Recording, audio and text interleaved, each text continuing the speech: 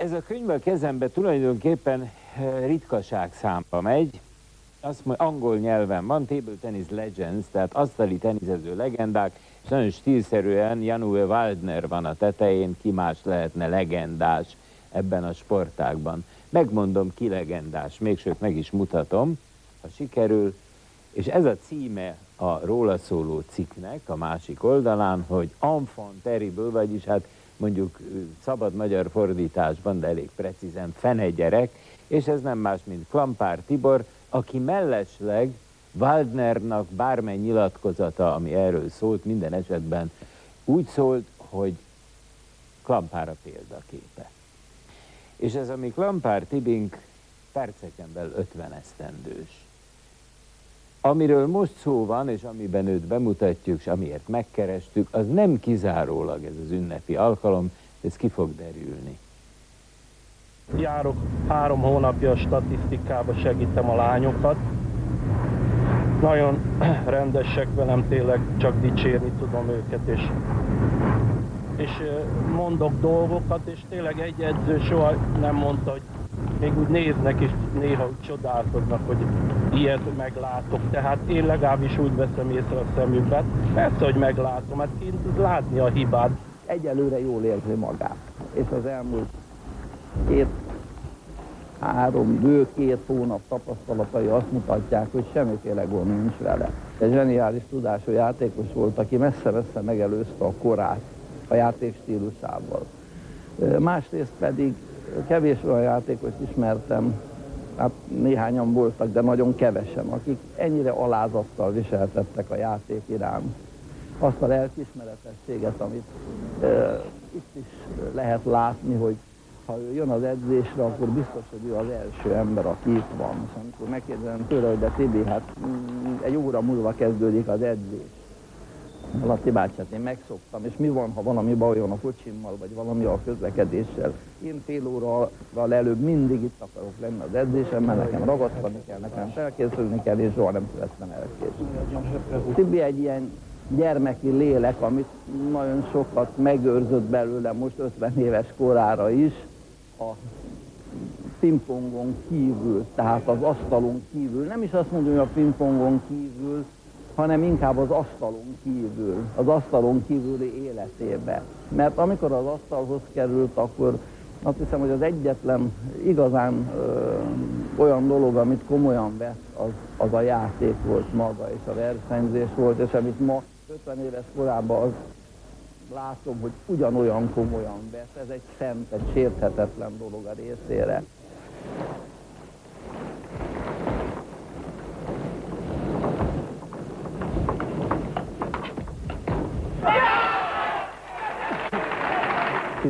Éves voltam, akkor találkoztam talán először kínaival, és vertük őket. Tehát utána egyből hozták is az új csapatokat, mert hát volt ott anyag, állítólag akkor is már, mit tudom, 40-50 millióan játszottak.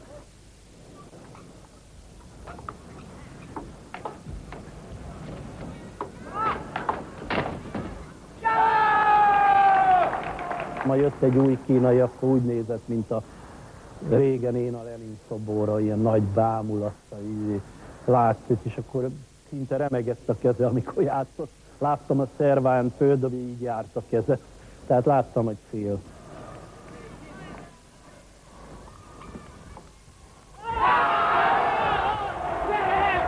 A világkupát, amikor nyertem a Sziszájke ellen, egy balkezes, 12 000 néző volt teltház, és 2-0 volt a Sziszájkének, és úgy 18-a.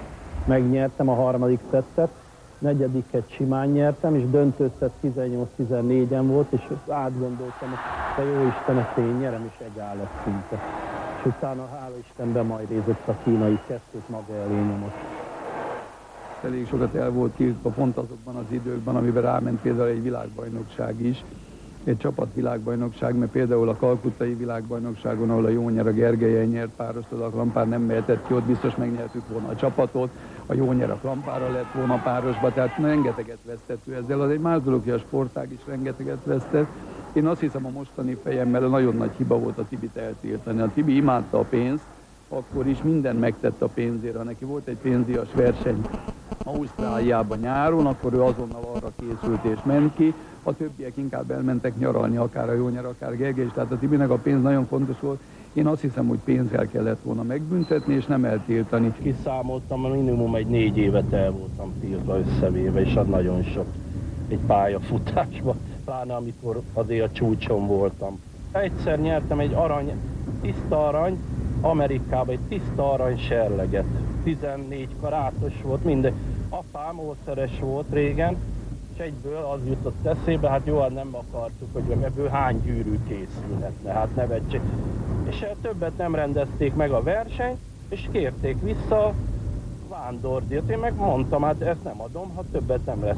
Erre nagy herce hurca, 3 hónapig ment a dolog, erre leadtam a nagy nehezen, mert mondták, hogy eltiltanak. Visszaadtam a vándorserleget, 2 hét múlva eltiltottak. Hát akkor kár volt visszaadni ezek szerint. De hülyeséget csináltak, mert nyerhettünk volna ezzel sokkal többet, mert például Kalkuttában megnyerhettük volna a csapatot, vagy minimum döntőst. Hát emlékszem, amikor Birminghamben, biztos te is emlékszel, 3. lett a csapat, és tényleg égés volt. Világbajnokságon 3. és elvittem a csapatot moziba, a döntő közben, mert hát kikivált, mi már annyi pingpongot láttunk. És a Hámori Tibor volt, persze újságíró ott, meg ott még más újságíró, egy olyan ja, nem értünk vissza az eredményhirdetésre, óriási Bali, a Bercik Zoli, meg a Frank Béla állt föl, meg a Molnár Jani, azt hiszem, a dobogóra, és a Hámori Tibi bácsi mit írt? Pingpong helyett King Kong, ez volt marha nagy, a népsport felirat helyett szinte az volt. Hát jó, mindenkinek tetszett, utána megint botrány volt itthon. És marha nagy égés volt, hogy a csapat csak 3. lett. Most mekkora eredmény lenne egy 4 között egy VB-n?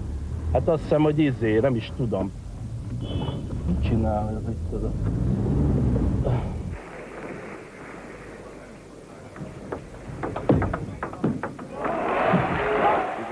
19.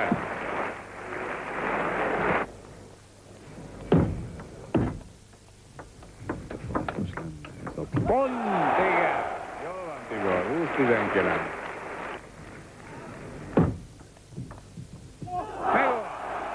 Akinek akkor sok esze volt, és most mondhatnék neveket a Grubba, a Szekreten, a Schurbeck és a többiek, mind mentek ki a Bundesligába, Németországba, és halálra keresték magukat. Egyrészt a csapatban sokat kerestek, a másik az, hogy cégeknél reklámszerződéseket kötöttek.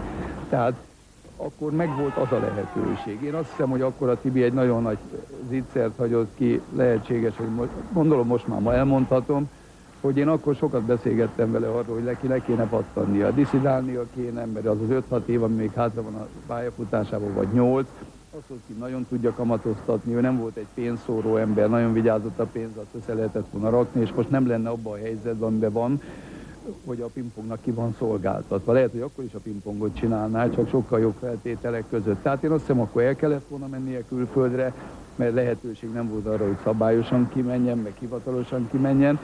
Akkor a Butterfly cégnél volt szerződve, persze feketén, mert akkor hivatalosan ez se lehetett, de hogy az arányokat mondja, mondjuk akkor kapott 3000 márkát zsebbe, akkor a Butterfly cégtől, hogy a futtatott lova volt. Ugyanabban az időben, aki a Bundesligában játszott, a Schurbeck vagy a Grubba keresett 50-60 ezer márkát, ami iszonyatos nagy pénz volt évente. Hát azt hiszem, hogy nagyon nagy hiba volt, hogy akkor nem ment ki, és hát az itthoni lehetőségek is be voltak határolva. Bátyám is mondta, apám is, hogy le kéne lépni, és hát én akkor voltam 17-18 éves. Akkor már mondjuk lehet, hogy megnyertük Nagoyába a VB-t, de nem tudok disszidálni, mert nagyon szerettem a rokonságomat, tehát anyámat, apám, mindenki itt volt, én nem tudtam sajnos, és egyedül én kint, hát én nekem végem is lett volna ott, tehát én biztos, hogy én nem az, hogy öngyilkos leszek, nagyon rossz lett volna egyedül ott kint. Hát én akkor csak egy gyerek voltam, 18 éves, hát semmi nyelv, de tényleg le kellett volna. Így utólag még egy újból kezdhetném, 1000%, hogy lelépnék.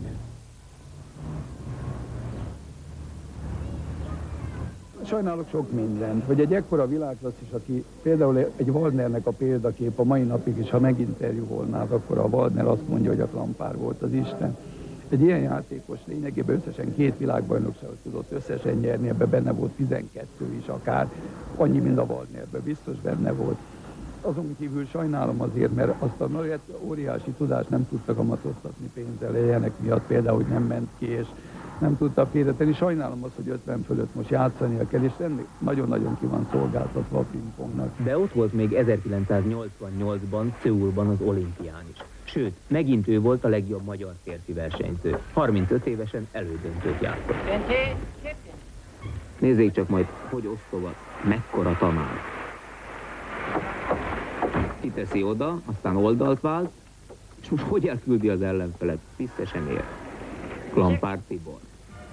Dortmund már nem szerepelt álmai között. És megint ő volt a legjobb magyar férfi versenyző. Messze a legjobb. Ott volt, persze, mert itt búcsúztatta régi támogatója, a Butterfly cég.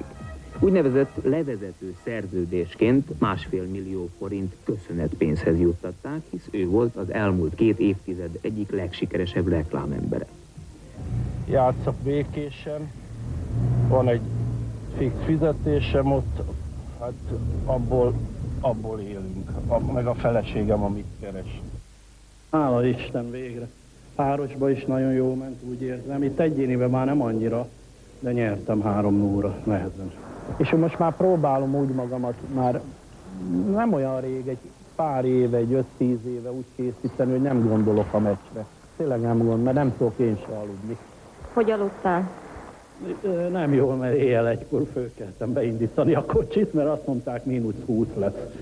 És beindult elsőre, reggel is elsőre beindult, tehát megnyugodtam. Ha nem indult volna, lehet, hogy itt ma kikapok. Sajnos ilyen őrült vagyok ebbe a dologba. De nem kapott ki. Minden 4 meccsét megnyerte a rangadón. 24 győzelmével az NB1-esek mezőnyében a második legeredményesebb játékos. Áprilisban lesz 50 éves. Nemrég vettem 1,5 éve ezt az ütőt, ez egy nagyon régi svéd stiga. Erlik stiga, az a eredeti, a nyél, minden, tehát így van, mert kérdezték már sokan, hogy miért van így levágva. Ezt gyárilag így csinálták. Hát ez a munkaeszközöm, és egy nagyon kellemes ütő. Jó drágán is vettem egy pingpongos sráctól, Takácsi Amikától, amilyen hülye vagyok, dicsértem, mert azt kellett volna mondani, hogy hát nem egy nagy szám. Hát mondom, adok egy 300-400 márkát értem. Én azt mondja, nem, azt mondja, ez 1000 márka, és akkor megegyeztünk 120 000 forintba, de hát kifizettem, mert most nagyon rossz más ütővel játszani, és ha gondol egyet, visszaveszi bármikor. Van egy ilyen emlékem is erről, a bátyám kölcsön adott egy ugyanilyen ütőt, csak kisebbet. És egyszer emlékszem, játszottam vele évekig, ja, még fizettem érte azért havi 500 forintot ilyen bérleti díjat. Egyszer csak összevesztünk, és visszavette az ütőt. És ott álltam ütő nélkül. Gondoljuk, hogy egy klampáriskolát kéne csinálni, az egyetlen, amelyik a nagy csapatból megmaradt a sportágnak, és hát valószínű, hogy még játszani fog egy 20 évig, mert más lehetősége nincs, ő a pingpongból élt eddig, és a pingponghoz ért csak, és egy nagyon lelkiismeretes, megbízható fiú, úgyhogy szeretnénk bevonni a munkába, és egy csarnok megvan, akár főállásból, reggeltől estig ott püfölni a labdát, gyerekekkel, edzőként, edzői papírja is van, úgyhogy azt hiszem, hogy mindenre alkalmas, és rá is van kényszerülve. Sajnos nem a Klampár Tibi az egyetlen. Igaz, hogy világklasszisként az egyetlen, de nem az egyetlen a valamikori élvonalbeli játékosok között, akik bizony most már nem élnek nagyon fényesen, mert nincs más a kezükben. Talán 100 vas nagyságrendre megy azoknak a játékosoknak a száma, akik szinte fillérekért járnak ki Ausztriában, Németországban, 40 éves, 50 éves korukba hétvégeken játszani, ami önmagában nem egy óriási kereset, de talán most elég nekik, és most azzal elégedettek. Na de mi lesz néhány év múlva, ha leteszik az ütőt, és már nem tudják sehova eladni magukat, akkor mit fognak csinálni? Talán most még, miután nincs olyan rossz helyzetben a Tibi, hogy azért kellene küzdeni, a létért kellene küzdeni. Talán most még van arra 1-2 év, hogy visszakapcsoljuk őt. A fiatalokra gyakorolt hatása révén mondjuk segíthetnek. Mi itt most, hogy a statisztikában itt és a női válogatosnál földben ilyen edzőpartneri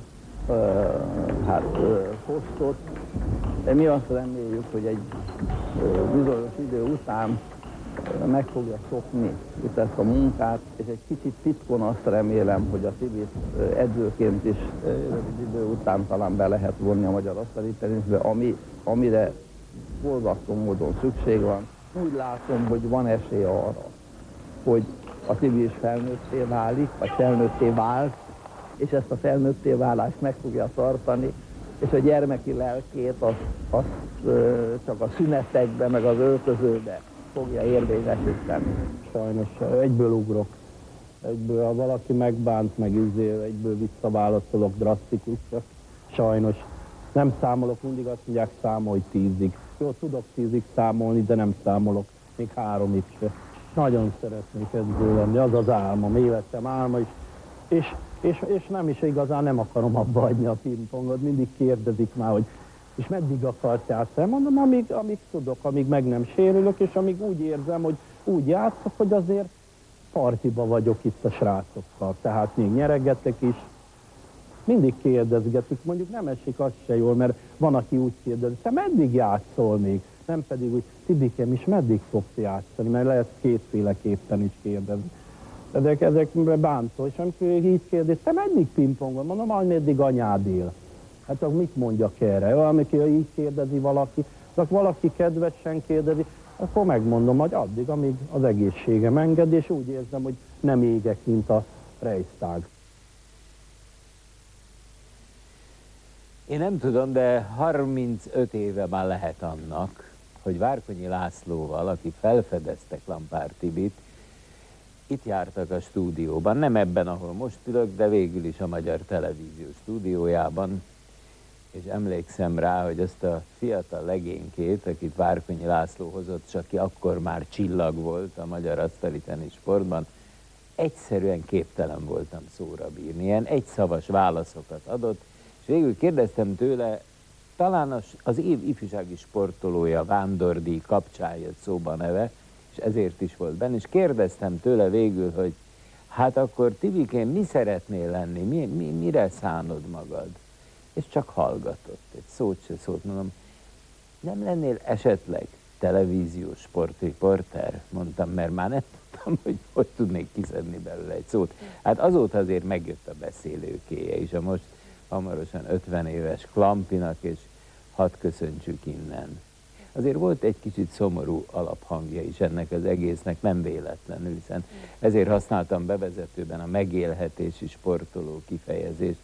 Nem egyedül ő az, aki rákényszerül arra, hogy független életkorától, és esetleg már kicsit fájó végtagjaitól, csukló, térdizületek, és így tovább, más sportágban más testrész, és még mindig játszani kényszerül, 40 évesen, sőt, afelett is, mert egyszerűen a pályafutása során nem termett meg annyi, hogy biztonságban és nyugodtan élhessen. Ma már sokan kapnak is évjáradékot, ilyen-olyan lehetőséget a legnagyobbak közül, de hát aki akkor nem tudott és nem teremthette meg, bizony így járhat, mint Klampár. Ő még jó eset, meg kiválóan játszik mai napig is, és egész biztos, hogy rengeteget tanulhatnak tőle. Mellesleg szólva, Szilvási György államtitkártól tudtuk meg, hogy áprilisban döntenek erről az önálló asztali tenisz csarnokról, ahol majd Klampár a Heraklész program keretében taníthatja a feltörekvő ifjú nemzedéket, és hát, ahogy ő mondja, kell vagy 10 év, hogy meglássék a munkája, a kezenyoma.